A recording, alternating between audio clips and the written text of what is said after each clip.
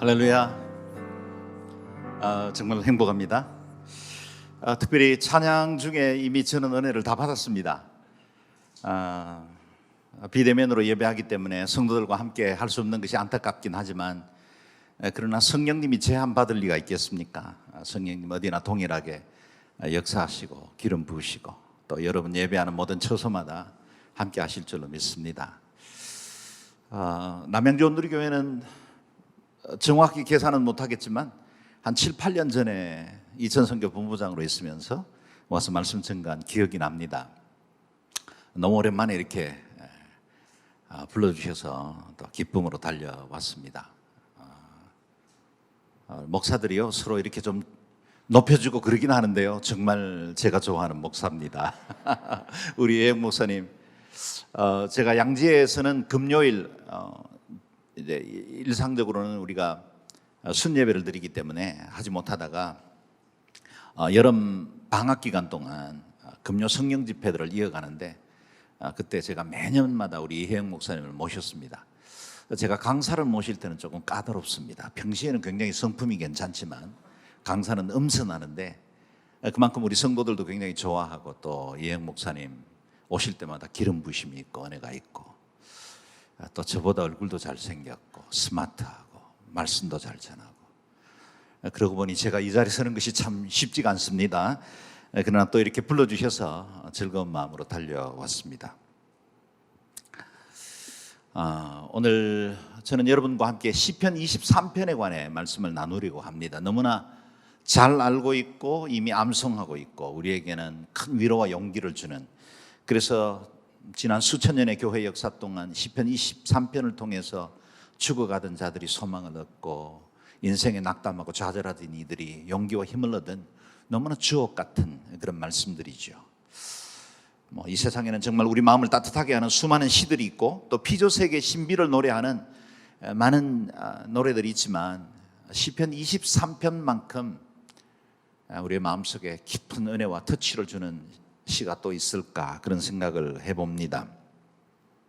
그래서 묵상하고 또 묵상해도 은혜의 샘이 마르지 않는 시편이 바로 23편인 것 같습니다. 세익스피어의 희곡 한여름밤의 꿈, 그것은 4명의 남녀의 이루지 못하는 비현실적인 사랑을 다루었지만, 그러나 저와 여러분이 맞이한 이 밤의 한여름밤의 꿈은 우리의 목자 되신 주님이 함께 하시고 우리의 꿈을 더 온전케 하셔서 하나님의 뜻을 이루어 나갈 실제가 되고 또 생명력 있는 그런 밤이 될 줄로 믿습니다. 오늘 우리가 묵상할 본문은 4절 5절이지만 이 본문 말씀을 이해하려면 1절을 먼저 묵상할 필요가 있습니다. 1절 말씀이 시편 23편 전체를 이끌어가죠. 저와 여러분의 고백으로 삼고 같이 읽어보겠습니다. 시작. 여호와는 나의 목자시니 내게 부족한 것이 없습니다. 아멘.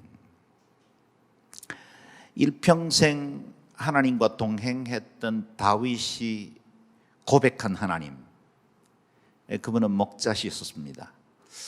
우리는 농경 문화를 배경으로 있기 때문에 목자 대신 주님에 대해서 성화를 통해서 또는 영화를 통해서 목가적으로 이해할 뿐이지만, 그러나 다윗에게 있어서 목자이신 하나님은 그야말로 삶 그 자체였고 실제였습니다. 다윗은 팔레스타인 배경에서 목자와 양의 관계가 어떤 의미를 갖는지를 잘 알고 있었습니다. 목자와 양은 언제나 새로운 목초지를 따라서 함께 이동하며 동거동락을 하는 관계였죠. 목자가 가는 곳에 양이 따라갔습니다. 양들이 있는 곳에는 언제나 목자가 있었죠. 다윗은 자신이 목자였을 때 베들레헴 그 언덕에서 양들을 칠 때 양들을 공격하는 수많은 이리떼들 그리고 맹수들과 직접 싸워서 그들을 쫓아내고 그들의 아가리에서 양들을 건져내는, 그야말로 양들을 위해서 목숨을 버리던 그런 목동이었습니다. 그렇기 때문에 여호와 하나님이 나의 목자시다라는 말의 의미는 생명을 나누는 관계였다. 그야말로 하나님과 우리가 생명 안에서 함께 공존하는 관계다라는 사실을 보여주고 있습니다. 그런 의미에서 우리 예수님께서 나는 선한 목자라 라고 당신을 우리에게 소개하신 건 우리에게는 큰 얼마나 은혜인지 모릅니다. 요한복음 10장 14절 15절 말씀이죠. 같이 한번 읽어보겠습니다. 시작. 나는 선한 목자다. 나는 내 양들을 알고 양들은 나를 안다. 이것은 마치 아버지께서 나를 아시고 내가 아버지를 아는 것과 같다. 나는 양들을 위해 내 생명을 내놓는다. 아멘. 우리 주님은 스스로를 선한 목자라 말씀하시고 우리를 그분의 양으로 불러주셨습니다. 마치 시편 23편에 고백하는 그 목자처럼 기꺼이 자신을 내어주셨고 우리를 위해서 모든 것을 기꺼이 희생하신 그 목자의 모습으로 우리에게 다가오신 것입니다. 이 세상에는 얼마나 많은 싹군 목자들이 있습니까? 돈은 얼마나 매력적인 목자처럼 보입니까? 돈이 있으면 어디서 기죽지 않아도 될 것 같습니다. 자식들에게도 떵떵거릴 수 있을 것 같아요. 부모님 앞에도 주눅들지 않습니다. 세상의 친구들 앞에서도 자기의 자존심을 살릴 수 있게 하는 게 돈인 것 같습니다. 목사님도 돈 좋아하십니까? 예, 저도 돈이 좋더라고요. 돈이 싫은 사람이 어디 있겠습니까? 그런데 그 돈이 마치 우리에게 목자인 양 내 삶을 행복하게 만들어줄 것처럼 기능을 할 때가 많죠. 세상의 권력도 쾌락도 지식도 능력도 우리가 목자로 삼을 만한 것처럼 보여지기도 합니다. 그러나 그것들은 다 싹군일 뿐입니다. 싹군 목자를 따라가면 반드시 실망합니다. 어느새 나를 떠날 겁니다. 지금 내 손에 있다고 해서 내 것이 아니죠. 어느 날은 나를 배반하는 자리에 갈 겁니다. 오직 우리 하나님만 우리를 영원토록 지켜주시고 보증해 주십니다. 그분만이 저와 여러분의 참 목자가 되십니다. 그분에게 인생을 맡겨야 합니다. 선한 목자 되신 우리 주님은 결코 실망시키지도 않으십니다. 완전한 길로 이끄십니다. 그분과 함께하는 길이라면 그 어디를 가도 괜찮습니다. 하나님을 목자로 모신 결과가 무엇입니까? 다윗은 고백하죠. 내게 부족할 것이 없습니다. I shall not be want. 내게는 더 원함이 없습니다. 더 아쉬울 것 없습니다. 더 필요한 것이 없을 만큼 충분합니다. 그런 고백이죠. 그러나 이 말씀을 곰곰이 묵상해 보면 다윗이 모든 것을 가졌다는 의미는 아닙니다. 조금의 필요가 없는 완벽한 삶을 살고 있다는 뜻도 아닙니다. 이것은 신앙의 고백이죠. 내게 부족함이 없습니다. 이 말은 신뢰의 고백입니다. 목자이신 주님이 나와 함께 하시기 때문에 그분이 모든 것들을 공급하시고 보호하시고 치유하시고 인도하실 거라는 확신, 그 고백에서 나온 고백적인 노래라는 겁니다. 목자 되신 하나님, 그분의 인도와 보호를 굳게 믿는 사람들만 노래할 수 있는 고백이지요. 내가 어떤 상황, 어떤 문제를 만나든지 하나님은 함께 하신다. 나의 목자이시기 때문에 보호하시고 결국은 푸른 초장과 실만한 물가로 인도하실 것이라는 믿음이 전제되어 있는 고백입니다. 여호와는 나의 목자이십니다. 이 저녁 한여름 밤의 꿈은 이 고백으로부터 시작해야 합니다. 그런데 우리가 직면하는 현실은 결코 푸른 풀밭, 맑은 시냇가에서 누릴 수 있는 목가적 삶이 아니라는 것을 저와 여러분은 매일매일의 일상에서 경험하는 것도 사실입니다. 개인적으로는 가정과 일터에 크고 작은 문제를 만납니다. 사회적으로는 오늘 우리가 함께 예배할 수도 없을 만한 이런 팬데믹 상황을 만나기도 하고 이전에 예측해 보지도 못했고 생각도 못했던 상황 앞에 직면해야 될 때도 있죠. 양들인 우리가 사는 이 세상은 결코 안전한 울타리 안에 푸른 목초지를 갖춘 목장이 아니라 그야말로 이리와 전갈이 득실거리는 야생의 지역이다. 들판임에 틀림이 없다는 생각을 하게 됩니다. 우리가 살고 있는 이 현실은 푸른 초장이 아니고 잔잔한 물가가 아닌 것이 틀림이 없습니다. 그래서 우리는 때로 묻습니다. 하나님이 목자이시고 나를 위해서 생명 드릴 만큼 사랑하신다면 왜 우리는 이렇게 아파야 합니까? 왜 때로는 외롭습니까? 왜 내 삶에 실패가 주어집니까? 왜 사람들 앞에 고개를 들 수 없을 만한 수치스러운 일들을 경험해야 합니까? 왜 삶의 현장은 이토록 고달프고 힘듭니까? 때로 큰 병으로 고통당하고 사업의 실패나 관계의 단절로 힘겨운 시간을 버티고 있는 성도들 없지 않을 겁니다. 물론 우리는 이 짧은 시간에 우리의 삶의 모든 문제에 대한 답을 이 본문을 통해서 찾기는 쉽지 않습니다. 그리고 상황마다 다 다릅니다. 그러나 오늘 우리가 읽은 말씀을 통해서 하나님이 어떤 분인지는 경험할 수 있습니다.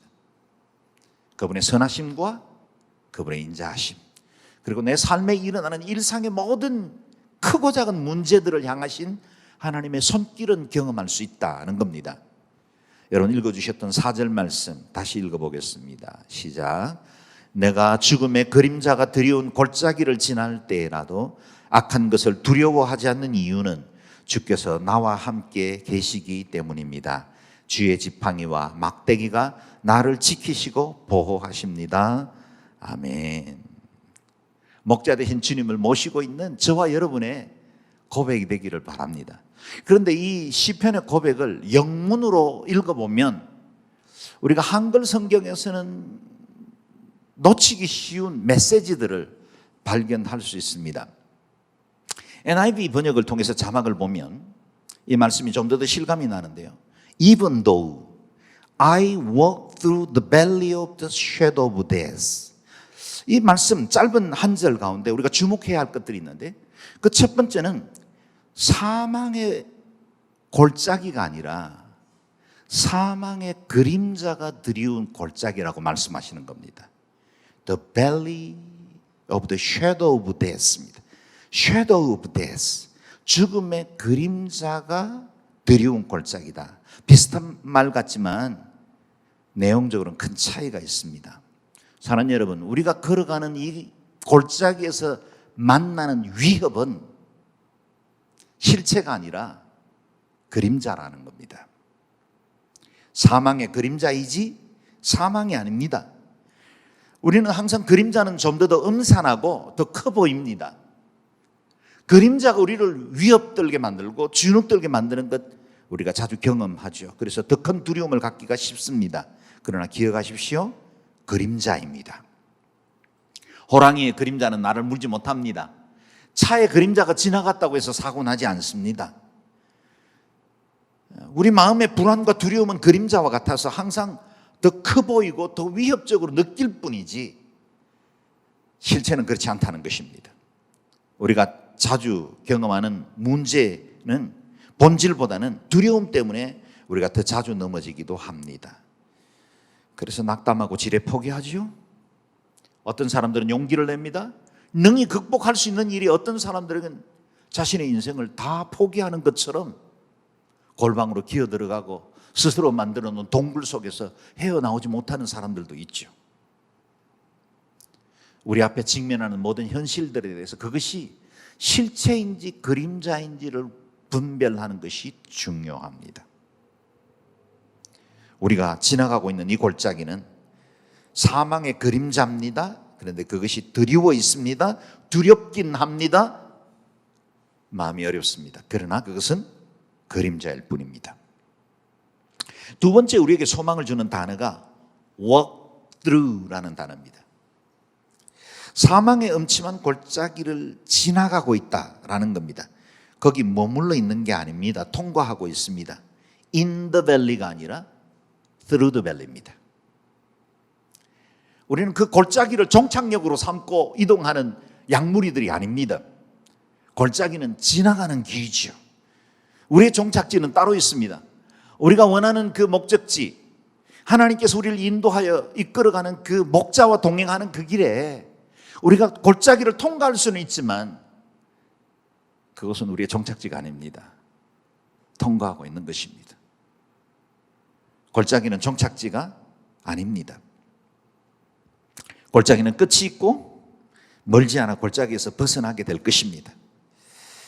세계에서 가장 긴 터널을 검색했더니 스위스 알프스 남부 지역을 통과하는 고트하르트 베이스 터널이라 말합니다. 길이가 무려 57km에 이릅니다. 터널 속 안을 통과하는 것이 57km입니다. 제가 오기 전에 양지에서 남양주 온누리교회까지 찍었더니 56km입니다. 1시간 20분을 달려왔습니다. 그 긴 시간이 터널 안에만 있다면 두렵겠죠. 정말 이 터널을 벗어날 수 있을까? 이 터널은 언제 끝날 것인가? 고통의 밤이 깊을수록 새벽에 대한 갈망이 더 커지는 것처럼 터널이 깊을수록 그 터널 끝에 대한 열망이 더 커지는 것도 사실이죠. 사방은 어둡고 바깥은 회색 콘크리트밖에 보이지 않습니다. 달리고 또 달려도 여전히 터널 속입니다. 시간이 지나면서 갑갑한 마음도 들고 약간의 불안함도 없지 않을 겁니다. 그러나 터널은 터널입니다. 정착역이 아닙니다. Walk through, 통과할 것입니다.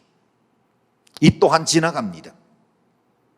터널을 빠져나가면 어둠도 두려움도 깨끗하게 사라집니다. 알프스의 그 아름다운 대자연의 장관이 펼쳐져 있는 시간들이 다가오고 있다라는 겁니다. 지금은 여러분 골짜기 어디쯤 계십니까? 과연 이 골짜기가 끝이 날까? 두렵지는 않습니까? 염려하고 계신가요? 여러분이 통과하는 골짜기 힘들 겁니다. 그러나 선언합니다. 곧 끝이 납니다. 골짜기는 정착역이 아닙니다. 목자 되신 우리 주님이 우리와 동행하시고 인도하시는데 골짜기에 버려두고 홀로 떠나시는 분이 아니라는 사실입니다. 저와 여러분과 끝까지 함께 동행하시는 그 주님이 이 골짜기를 통과할 때까지 우리에게 힘을 주시고 용기를 더하여 주실 것입니다. 세 번째 우리가 주의 깊게 봐야 할 것은 하나님에 대한 인칭의 변화입니다. 본문 앞에 3절까지 하나님은 늘 3인칭으로 노래되고 있습니다. He makes me lay down in green pasture. 그가 나를 푸른 초장에 누이십니다. He leads me. 그분이 나를 이끄시고 He restores my soul. 그가 내 영혼을 소생시키십니다. 그분은 3인칭입니다. 그러다가 4절에 들어가면 하나님이 2인칭으로 바뀝니다. You are with me. Your Lord and your staff, they comfort me.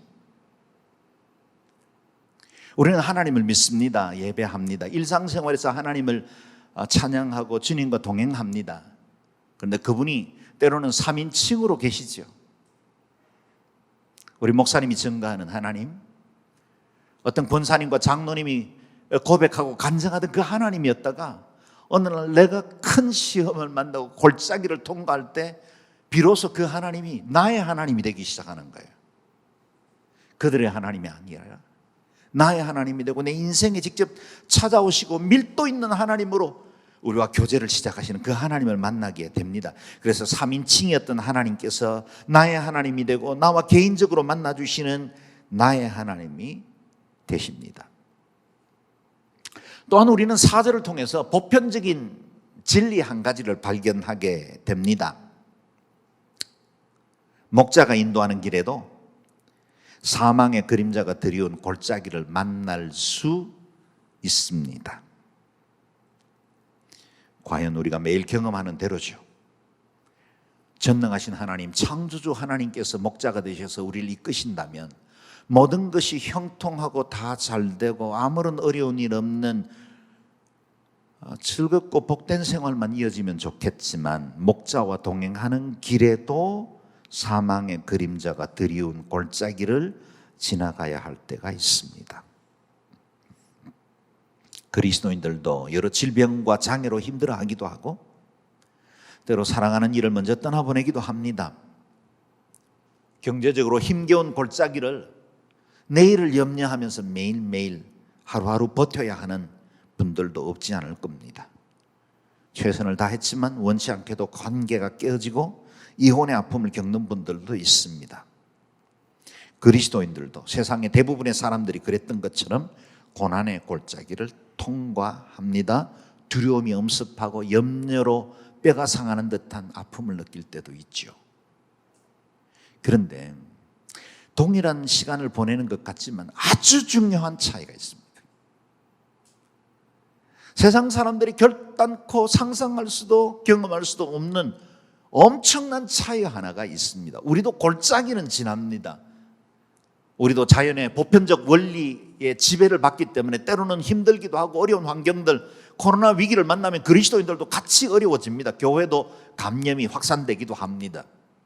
믿는 사람도 사업에 실패하기도 하고 병들기도 합니다. 그런데 세상 사람들에게 없는 너무나 중요한 것이 있죠. 그것은 바로 목자가 함께 하신다는 사실입니다. 우리가 가는 그 길은 목자가 함께 걸어가는 길입니다. 그래서 다윗은 이렇게 고백하죠. 주께서 나와 함께 하심이라. You are with me. 당신이 나와 함께 하고 있습니다. 비록 골짜기지만 주님이 나와 동행하고 있는 그 길입니다 라는 고백입니다. 작은 차이 같지만 전혀 다른 삶입니다. 우리는 목자와 함께 골짜기를 지나고 있습니다. 우리는 내 삶에 드린 모든 그림자보다 크신 하나님, 목자 되신 그 주님의 능하신 손 아래에 있다는 것입니다. 홀로 생존하고 버텨야 하는 들깨가 아니라 주님의 보호 아래에 있는 양들이다라는 겁니다. 그러므로 이 골짜기를 성공적으로 통과하기를 원한다면 그림자 방향으로 서지 말고 뒤를 돌아서서 목자를 주목해 봐야 합니다. 어둠을 등지고 빛이 비치는 방향으로 몸을 돌려야 합니다. 그래야 내 인생이 해석됩니다. 골짜기를 실체를 볼 수 있습니다. 사람들이 불행하다고 느끼는 것은 삶의 그림자가 많아서가 아니라 뒤돌아 빛을 보지 않기 때문일 때가 많습니다. 그림자는 우리를 해할 수 없습니다. 사망의 엄침한 골짜기로 다닐지라도 해를 두려워하지 않을 것은 이유가 있습니다. 목자가 우리와 함께하기 때문이죠. 목자가 함께 있는 동안에는 그 어떤 것도 여러분을 해치지 못합니다. 사망은 예수 그리스도의 십자가의 권세로 힘을 잃었습니다. 아직도 그 그림자가 위협적으로 보일 수는 있겠습니다. 여전히 마귀가 우리를 유혹하고 우리를 온전한 믿음으로 나아가지 못하도록 우리에게 갖은 유혹과 시험들을 던지기도 합니다. 이전에 사망의 그 왕노릇하던 자의 그 옛 권세를 가지고 우리의 옛사람 정과 욕심을 자극해서 하나님보다는 세상을 더 사랑하도록 만드는 못된 짓을 하기도 합니다. 그러나 여러분, 예수 그리스도께서 테텔레스타이 십자가에서 다 이루었다 선언하는 그 순간 저와 여러분은 죄와 사망의 법에서 해방되었습니다. 생명의 성령의 법이 우리를 지배하게 되었습니다. 우리는 다른 인생을 삽니다. 똑같이 다른 사람들과 같은 3차원의 세계 아래 살고 있고 육체의 몸을 입고 살고 여러 가지 동일한 골짜기를 지난다 할지라도 우리에게는 하나님이 계십니다. 그 하나님이 우리를 붙들고 계시고 우리는 전혀 다른 인생을 살 수 있게 된 것입니다. 천사나 권세나 다른 어떤 피조물도 우리를 그리스도의 사랑에서 끊을 수가 없는 이유가 여기에 있습니다. 주께서 나와 함께 하심이라. 우리 하나님이 여러분과 함께 하십니다. 만일 하나님이 우리를 위하시면 누가 우리를 대적하겠는가? 사도 바울의 위대한 선언처럼 여러분 어떤 시험, 어떤 환난을 만나더라도 그 문제를 보지 말고 하나님을 바라보고 선언하십시오. 하나님이 나와 함께 하시니 나는 승리할 것이라고 선언하시면 됩니다. 그 주님이 그 손에 두 개의 무기를 드셨습니다. 주의 지팡이와 막대기라 그랬습니다. 지팡이와 막대기는 당시의 목자들의 필수적인 장비이고 무기였습니다. 어떤 성경학자들에 따라서 지팡이와 막대기가 분리되는 두 개가 아니라 하나라고 설명하는 분들도 있고 또 실제로 팔레스타인 지역의 목자들이 두 개의 장비를 같이 들고 다녔다고 말하는 분도 있습니다. 정확치는 않습니다. 그러나 이 지팡이와 막대기의 기능은 다릅니다. 지팡이는 끝이 갈고리처럼 구부러진 긴 막대기입니다. 양들이 곁길로 가지 않도록 안내하고 보호하는 역할을 하죠. 동시에 막대기는 일이나 나쁜 덜짐승들을 대항해서 싸울 때 사용하는 무기가 되기도 합니다. 저와 여러분을 인도하시는 그 목자 손에 들린 지팡이와 막대기, 그것이 우리를 인도하시고 보호하십니다. 저와 여러분을 인도하시고 보호하는 지팡이와 막대기는 말씀과 성령입니다. 주의 말씀이 우리 발에 등불이 되어 주십니다. 지팡이가 되셨습니다. 성령의 능력으로 모든 시험과 환난을 이기게 하십니다. 우리의 막대기가 되십니다. 하나님은 하늘의 모든 존재를 동원해서라도 우리를 보호하시고 인도하십니다. 지팡이와 막대기가 우리를 보호하시고 인도하시고 지켜줄 것입니다. They comfort me. 나를 보호하시고 평안케 하십니다. 목자 손에 들려진 지팡이와 막대기를 늘 주목하실 수 있기를 바랍니다. 다윗의 평생에 그는 살아가는 동안 수많은 사망의 그림자가 드리운 골짜기를 통과해야만 했었습니다. 당시 왕이었던 사울에게 충성과 사랑을 다 바쳐 일했지만 그를 죽이려고 3번이나 음모를 꾸미고 추격해 왔습니다. 또한 다윗이 이스라엘 주변의 국가를 제패하고 강력한 국가를 형성하였다는 말은 그만큼 그는 수많은 전쟁터에 나가야 했다는 뜻이고 수많은 죽음의 위기를 겪어야만 했다는 뜻이기도 합니다. 심지어는 그의 아들 압살롬이 자신을 죽이려 할 때 도피의 길에 오르기도 했습니다. 사무엘하 21장에 보면 다윗이 블레셋과의 전투에서 적의 장군이었던 이스비버노백에 거의 죽을 만한 위기까지 경험하기도 했습니다. 다윗의 생애는 언제나 사망이 그림자처럼 그의 뒤를 쫓았습니다. 그런 위협이 늘 그에게 가까이 있었습니다. 그러나 다윗은 그 모든 위기 중에서도 목자 되신 하나님께서 자신을 붙들고 보호하고 인도하신다는 사실을 굳게 믿었다는 거예요. 그리고 이 고백이 가능하게 된 것입니다. 다윗이 시편 27편에서 이 같은 자기 생애를 돌아보면서 고백한 너무나 아름다운 시편이 있죠. 같이 한번 읽어보겠습니다. 1절에서 3절입니다. 시작. 여호와는 나의 빛이요 나의 구원이시니 내가 누구를 두려워하리요. 여호와는 내 생명의 능력이시니 내가 누구를 무서워하리요. 악인들이 내 살을 먹으려고 내게로 왔으나 나의 대적 나의 원수들인 그들은 실족하여 넘어졌도다. 군대가 나를 대적하여 진칠지라도 내 마음이 두렵지 아니하며 전쟁이 일어나 나를 치려할지라도 나는 여전히 태연하리로다. 아멘. 다윗의 안정감은 결코 환경에 있지 않았습니다. 그는 언제나 목자 편을 향해 섰습니다. 그랬기에 그의 앞에 드리운 수많은 사망의 엄침한 그림자들을 그가 지나쳐야만 했던 많은 골짜기들을 담대하게 믿음으로 이겨나갈 수 있었다는 겁니다. 사랑하는 여러분, 그림자를 보지 않고 빛을 향해 돌아설 수 있기를 바랍니다. 우리 목자가 이끄시는 그 길에도 여러 골짜기를 만날 수 있습니다. 그러나 그 모든 만나는 골짜기는 하나님의 계획의 일부분이라는 사실을 기억하십시오. 그 골짜기를 통과하지 않고 정상에 오른 사람이 어디 있겠습니까? 혹 지금 골짜기를 통과하고 계십니까? 골짜기는 하나님의 은혜를 구하는 골방이 될 겁니다. 그 시간을 통해서 하나님을 더 깊이 밀도 있게 만나게 될 겁니다. 이전에는 귀로만 듣더니 이제는 눈으로 보게 될 것입니다.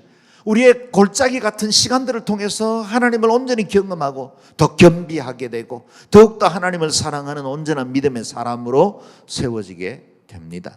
삶의 어두움이 드리울 때 무릎 꿇는 지혜를 배워야 합니다. 고난의 골짜기를 통과하는 동안 그동안 교양으로 알고 있던 하나님이 내 삶에 능력 있는 주님으로 다가오시는 것을 알게 됩니다. 그렇다면 사망의 엄침한 골짜기를 통과한 후에 주어지는 축복이 무엇입니까? 5절 말씀입니다. 같이 읽겠습니다. 시작. 주께서 내 적들 앞에서 내게 상을 베푸시고 내 머리에 기름을 부으셨으니 내 잔이 넘칩니다. 아멘. 적들 앞에서 상을 베푸신다 말씀하십니다. 이 이야기는 다윗 시대에 있었던 전쟁의 이야기를 좀 풍습을 상상하면 이해가 쉽습니다.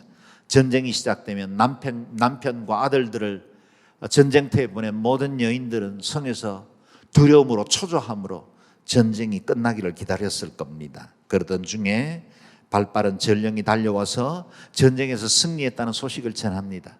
그러면 성은 온통 승리의 큰 기쁨으로 가득 차게 되고 이제 전쟁을 마치고 돌아오는 아내와 남편과 또 아들들을 위해서 잔치를 준비하기 시작하죠. 성전군이 입성하고 잔치가 시작되면 그들은 전쟁의 승리를 축하하기 위해서 전쟁의 포로들을 묶어서 전리품과 함께 성으로 입성합니다. 이 말이 오늘 본문에 나오는 원수의 목전에서 상을 베푼다는 말씀입니다.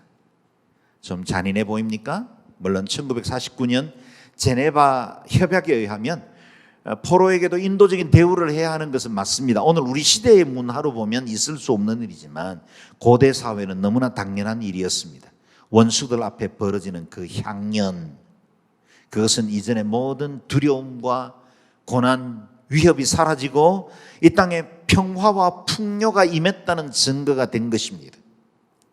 다윗은 그의 생애 중에 쉽지 않는 고난의 골짜기를 통과해야만 하는 상황이 여러 번 있었지만 그 골짜기를 지날 때마다 하나님께서 베풀어 주신 그 은혜의 테이블, 그 엄청난 축복의 시간들, 그 향연, 그 기쁨을 늘 기대할 수 있었다는 것입니다. 모든 두려움이 사라지고 뼈 깎는 아픔들이 한순간에 눈 녹듯이 사라진 그 축복의 잔치, 그것은 이전의 모든 고난을 잊기에 충분했던 겁니다. 사랑하는 여러분 아십니까? 우리가 목자와 동행하는 어느 날 하나님께서 우리 앞에 최상의 잔치를 펼쳐놓고 우리를 맞이하게 될 날이 옵니다. 그날이 바로 어린 양의 혼인잔치죠. 저와 여러분을 위해서 주께서 베푸신 잔치가 기다리고 있습니다. You prepare a table before me. 사망의 그림자가 드리운 골짜기를 통과할 때만 해도 이렇게 좋은 날 상상이나 했을까요? 그런데 그날은 옵니다. 이 긴 고난의 터널을 지나는 동안에 만약에 우리가 예비된 하나님의 선물, 그 앞에 펼쳐질 테이블을 미리 믿음으로 상상하고 그것을 붙들 수만 있다면 어떤 골짜기 안에 있더라도 이겨낼 겁니다. 승리할 수 있습니다. 찬송가 492장 잘할 겁니다. 2절 찬양이 이렇죠. 눈물 골짜기 더듬으면서 나의 갈 길 다 간 후에 주의 품 안에 내가 안기어 영원토록 살리로다. 열린 천국문 내가 들어가 세상 짐을 내려놓고 빛난 멸류관 받아 쓰고서 주와 함께 길이 살리. 바로 이 찬양입니다. 지금은 눈물 골짜기를 더듬으면서 갑니다. 나의 갈 길 다 간 후에 주의 품에서 영원토록 누릴 천국의 잔치를 기억하면 장차 우리에게 임할 그 영광 때문에 이 땅의 잠시의 고난을 이겨낼 수 있는 것입니다. 이것이 저와 여러분의 삶의 결론입니다. 우리의 삶의 마지막은 잔치로 끝납니다. 요한계시록이 우리를 이 잔치의 자리로 인도할 것이라고 보여주고 있는 것입니다. 그리고 그 잔치는 원수의 목전에서 베풀어지게 될 것입니다. In the presence of my enemies. 적들이 있는 그 앞에서 베풀어지는 잔치입니다. 원수 노릇을 하던 면전에서 최상의 테이블을 베푸십니다. 원수들이 누굽니까? 사람들마다 다른 원수들이 있을 거예요. 어떤 분들은 질병의 원수가 되어 있기도 하겠고 어떤 사람의 관계에서 원수를 만난 분도 있을 겁니다.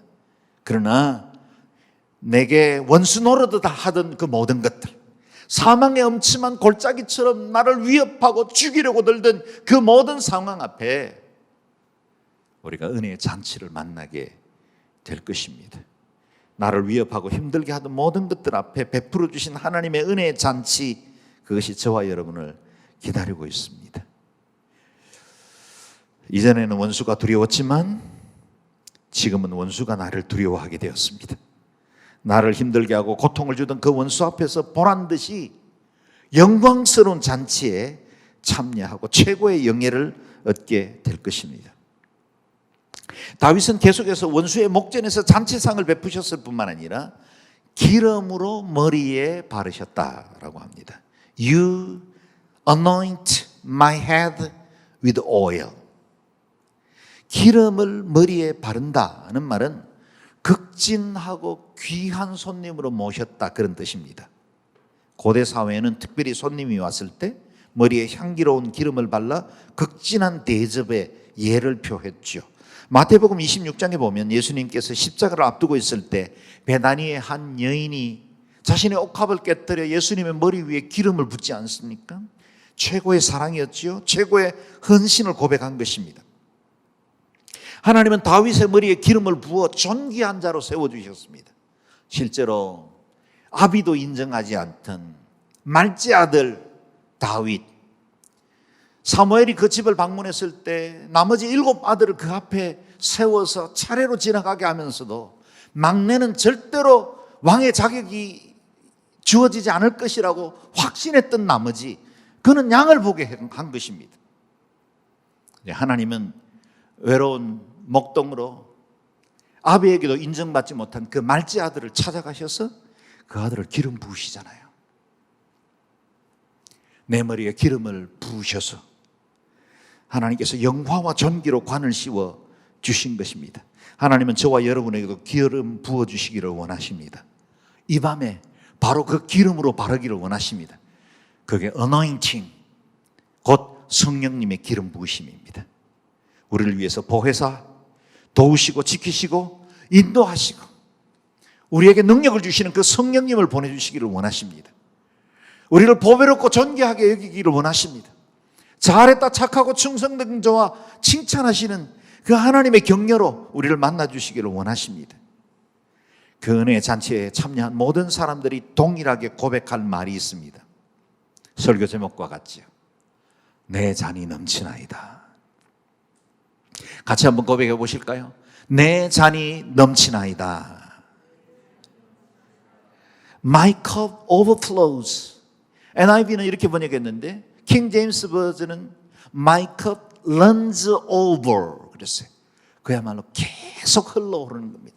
runs over, 흘러 넘치는 거예요. 잔이 넘친다는 말은 풍성한 은혜를 말합니다. 내가 필요로 하는 것보다 더 많은 것을 주십니다.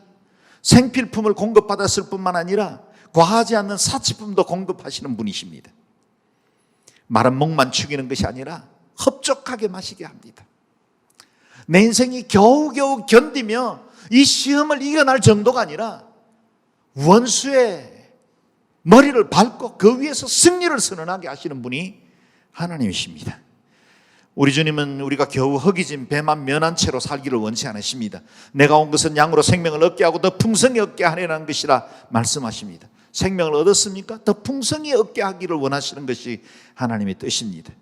하나님의 부요함으로 채워지기를 축복합니다. 잔이 넘치는 삶을 살고 싶으십니까? 그렇다면 목자이신 주님을 바라보십시오. 이 세상에서 들판에서 얻는 초장과 시냇물도 내 잔을 어느 정도는 채워줄 수는 있지만 그 잔은 결코 우리에게 차고 넘칠 만큼 채워줄 수는 없습니다. 왜냐하면 이 땅의 것으로 기준 삼는 모든 잔은 결코 채워지지 않습니다. 여러분, 내가 든 잔이 세속적인 비교에 의해서 만든 잔이라면 그 잔은 결코 채워지지 않아요. 욕심이란 재료로 만들어진 잔은 차고 넘치는 일이 없습니다. 넘칠 즈음에 언제나 더 큰 것을 바라보고 있고 더 큰 욕심을 갖게 되기 때문이죠. 중고이지만 큰 탈 없이 잘 달려준 내 차가 고맙다가 어느 날 나와 비슷한 처지에 있는 사람이 고급 새로운 세단을 타고 가면 그때부터 내 차가 그렇게 낡아 보이기 시작하죠. 지금껏 감사하며 잘 살다가 나보다 부족해 보이던 사람이 학교 다닐 때는 나보다 공부도 못했는데 더 크게 성공하는 거 보면 어느새 쓸쓸함이 몰려옵니다. 내 잔이 비어있는 것처럼 여겨집니다. 내가 궁할 때는 거기까지 가면 될 줄 알았습니다. 준비할 때는 욕심껏 달릴 때는 내가 거기까지만 이러면 행복할 줄 알았어요. 그런데 가보셨잖아요. 그게 행복이 없잖아요. 거기 이르러 보면 여전히 빈손, 여전히 목마른 마음들이 남아있는 걸 알게 됐죠. 거기 도착해서 이미 내 손에 더 큰 욕심의 잔이 들려있기 때문입니다. 이 세상에 그 어떤 누구도 내 잔 채우지 못합니다. 그 무엇으로도 내 잔이 채워지지 않습니다. 내가 기대하는 만큼 실망하게 될 것입니다. 그것을 빨리 깨닫는 것이 삶의 지혜입니다. 그러나 저와 여러분의 목자 되신 하나님은 결코 우리를 실망시키지 않습니다. 목자 되신 하나님만이 내 삶의 잔을 채워줍니다. 하나님께서 준비하신 잔치에는 결코 포도주가 떨어지지 않습니다. 주님께서 던지라고 말씀하신 곳에서 빈 그물을 끌어올리는 일은 없습니다. 주님을 의뢰하는 자는 결코 실패하지 않습니다. 실망하지 않을 것입니다. 에베소서 3장 20절에 사도 바울이 찬탄하며 노래한 것과 같습니다. 우리의 온갖 구하는 것이나 생각하는 것에 더 넘치도록 능히 하실 하나님이시다. 우리의 한계를 뛰어넘는 하나님의 놀라운 신비, 그분의 역사로 우리를 채우시고 인도해 주시는 하나님이십니다. 목사로서 성도들과 상담하다 보면 지나온 많은 골짜기의 이야기를 듣습니다. 골짜기를 지내오는 동안 수많은 고통과 아픔, 외롭게 흘린 눈물들의 이야기도 듣습니다. 그러나 그 골짜기를 다 지내놓고 산등성이 위에 선 성도들이 고백하는 동일한 고백이 있습니다. 고난이 힘들었지만 내게 유익하였다라는 겁니다.